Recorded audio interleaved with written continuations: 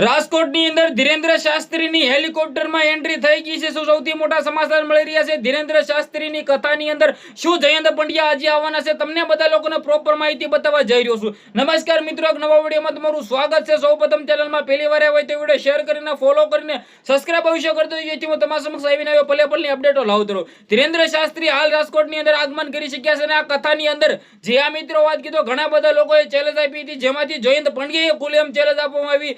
જયંત પંડ્યાએ એવું કહ્યું હતું કે હું તને 3 સવાલ પૂછીશ ને 3 સવાલના જવાબ આપી દે તો હું તેમને 1 કરોડ રૂપિયા આપીશ અને ધીરેન્દ્ર શાસ્ત્રી જો હાચા પડે તો હું મારું વિજ્ઞાન જાતા છોડી દઈશ। પરંતુ હાલ ધીરેન્દ્ર શાસ્ત્રીની કથાની અંદર જયંત પંડ્યા બિલકુલ આવવાના નથી। શું સૌથી મોટા સમાચાર મળી રહ્યા છે, સ્ટેપ બાય સ્ટેપ તમને બધા લોકોને બતાવવા જઈ રહ્યો છું। જે આ મિત્રો વાત કીધું જયંત પંડ્યાએ જે પણ વિરોધ માટે જે પણ મિત્રો વાત કીધો કાર્યક્રમો રાખ્યા હતા ધીરેન્દ્ર શાસ્ત્રીના વિરોધની અંદર, તે બધા કાર્યક્રમો રદ કરી દેવામાં આવ્યા છે। એટલે કે ભાઈ ધીરેન્દ્ર શાસ્ત્રી સામે જયંત પંડ્યા હવે ખોવાઈ ગયા છે એવું કહે તો પણ ખોટું નથી। અને જે પિયુષ જાદુગરે જે ખુલ્લેઆમ કહ્યું હતું કે ભાઈ મને સુરક્ષા નડે છે, મને સુરક્ષા આપો, પરંતુ જે પણ થયું છે બિલકુલ ખોટું થયું છે। કારણ કે મને એવું લાગતું હતું કે ધીરેન્દ્ર શાસ્ત્રીની કથાની અંદર જયંત પંડ્યા અને તે જાદુગરે આવવું હતું। જે આ મિત્રો વાત કીધું તેને પણ ખબર પડી જાય કે હાસાના પારખા ન હોય। ધીરેન્દ્ર શાસ્ત્રી એક સનાતન ધર્મ માટે, આપણા માટે એક નામ છે। ક્યાંક ને ક્યાંક જે પણ મિત્રો વાત કીધો કરે છે એ ધીરેન્દ્ર શાસ્ત્રી પોતે મિત્રો વાત કીધો લોકોના માટે કરે છે। કારણ કે જે પણ કથાની અંદર પૈસા આવે છે